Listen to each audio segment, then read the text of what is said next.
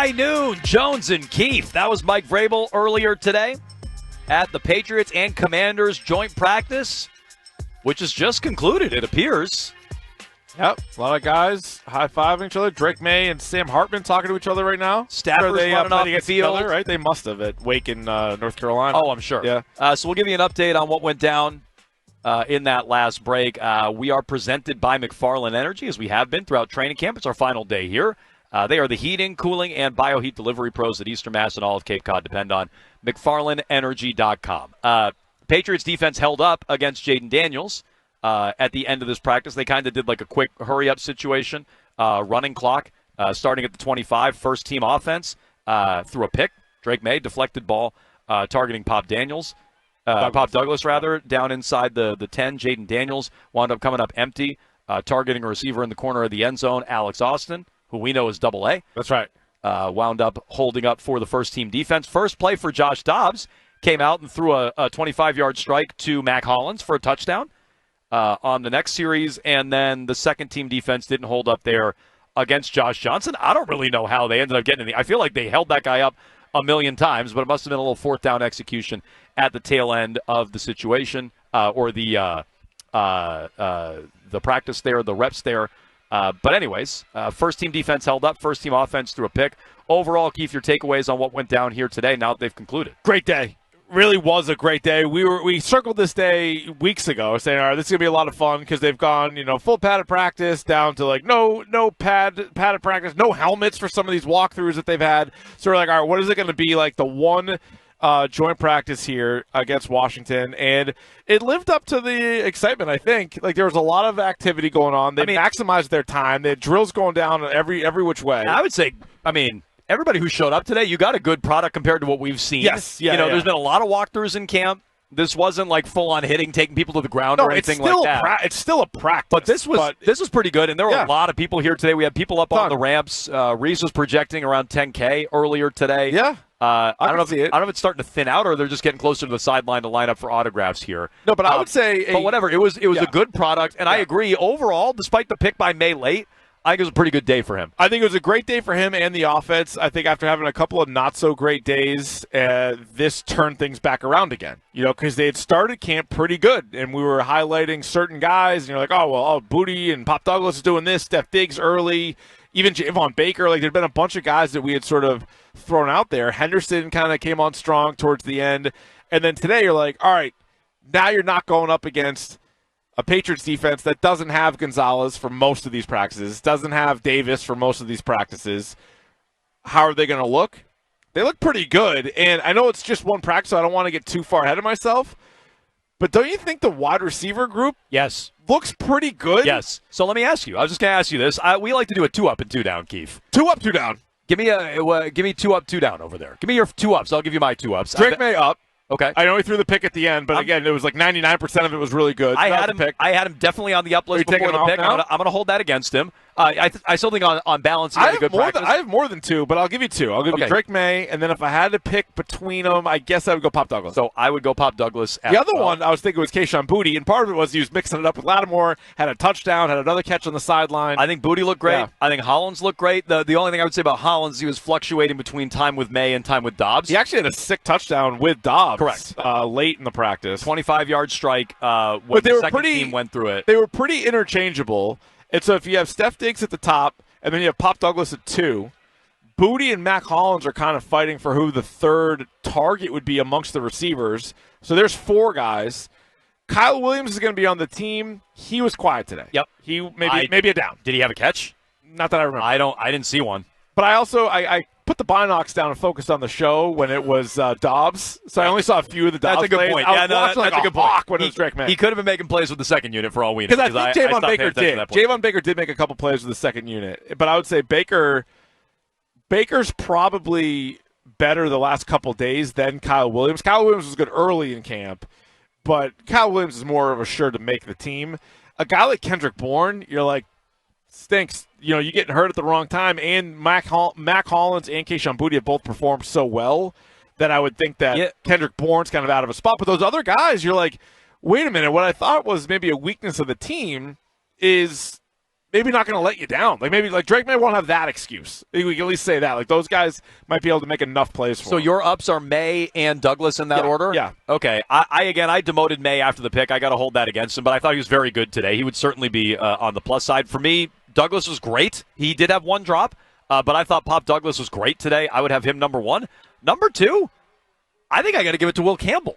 Like, if you're holding your own in 11 on 11s, okay. that's what we want. Yep. There's been a lot of bad reporting about Will Campbell. You said maybe he lost a rep against Dietrich Wise. Yeah, some of the one-on-ones. I think 11 on 11s, he was pretty good today. I'm going to go Campbell. And okay. I think there's a lot of options. You said Booty, Hollins, those guys would be options. Certainly Drake May is an option.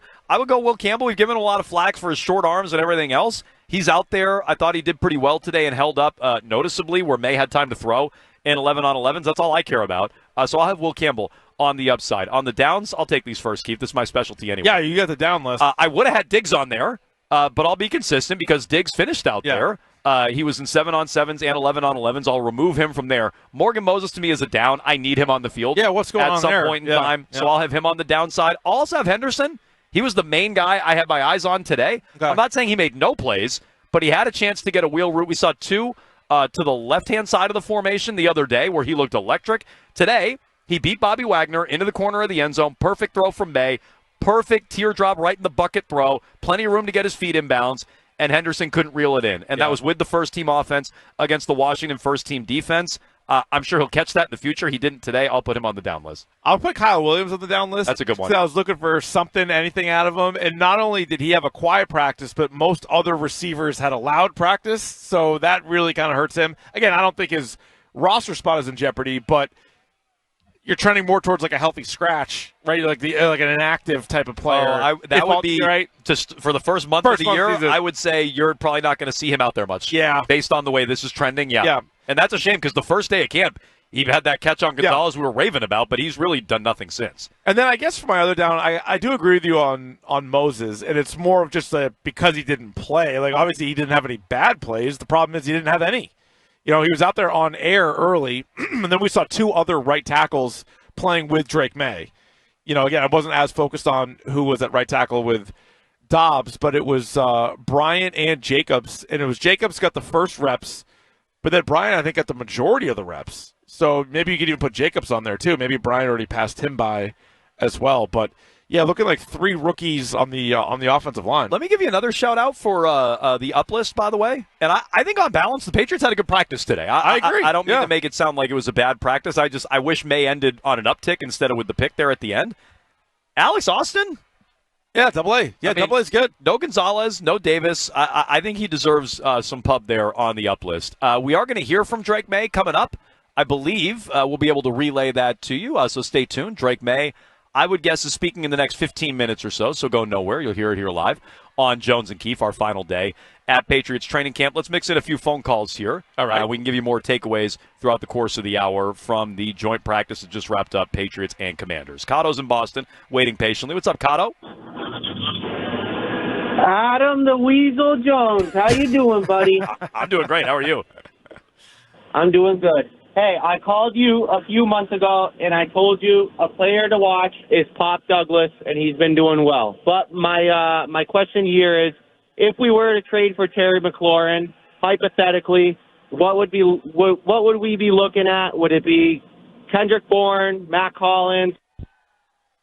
And it's a trade away. Yeah, I don't think Washington would really. The Commanders don't want any of those people. Yeah. So a second round pick.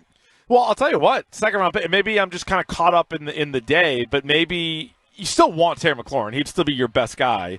But maybe now you're like, I'm not trading the first round pick, right? Like maybe like I wouldn't trade a first round pick. I wouldn't trade a first round pick for him. Period. You probably wouldn't have to, right? Just the way receivers at that age go. Like if it was 2 years earlier, you would have to. But now you probably don't. Honestly, he's Joe Ryan-esque, where like he's good. I don't mean to make him sound like he's not good.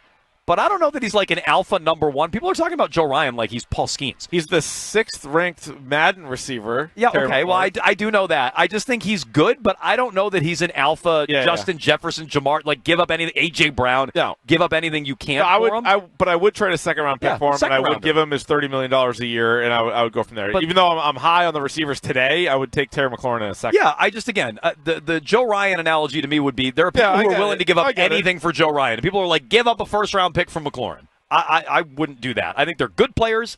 I don't know that they're great players, so I wouldn't do that. Matt is in Rhode Island. Hello, Matt. Yeah, I have a take and then a Kiefer Madness remix request, if possible. Oh, wow. Okay. I think Keon White in his third year here is going to make a big splash this year. Now, is he Crosby? No, or Watt? No, but could he be a top 8, pass rusher? So, in hence, I think he's given the rookie good work. Campbell. So if he can hold his own against him, I think that's okay. And Keefe, this is back when you were with Gresh, the main politician. I kept on saying request denied. I know you're getting back into Kiefer Madnesses, so I don't know if you remember that one specifically, but if you could pull it from the archives, it's a great soundbite. Thanks. Okay. Very good. Oh, so yeah, I think I remember that. So he's saying for a drop Maniac, or I guess for a drop, just to bring request that drop. denied. Yeah, just to. Yeah, I'm not in the studio today, but tomorrow I can dig for it. You can dig for that? it. It was pretty funny. Are we taking drop requests from? I don't see why not. From 5 years Well, ago? that's really opening up Pandora's box now. Sure. Well, I don't care about that 5 years ago. I don't care about that. I'm just saying now every. How good is the drop? Yeah. Well, no. Just every Tom, Dick, and Harry now we're bending at their whim. Now that's what we got to do. Yeah. Not to call Matt from Rhode Island a Tom, his a name's Dick, Matt. or a Harry. His name's Matt. But okay. Well, that's quite a Pandora's box we're opening up. But yeah, okay. Request denied. Yeah. What was his first point? Keon White can be a top 10. He said top 8. I'll call it top 10 pass rusher. That seems kind of high. It But does. I think just when you really look at it and you see what their front is going up against another offense, and you see Williams and Barmore, Landry and Keon White, pretty good. And I think Landry and White are going to be so much better off because of those two guys that are lining up in between them. Plus, Robert Spillane gives you a real linebacker that's just going to have 150 tackles or whatever. And then I like seeing, Pepper, because Peppers and Duggar really are small linebackers. Yep. And so if you want to utilize them that way, because they're the thing that those two guys do the best is tackle. And you highlighted it in real time. Peppers was lined up close to the line of scrimmage. He was not a safety today. At the line of scrimmage. He was a linebacker on a handful of plays. Yeah. Which I like.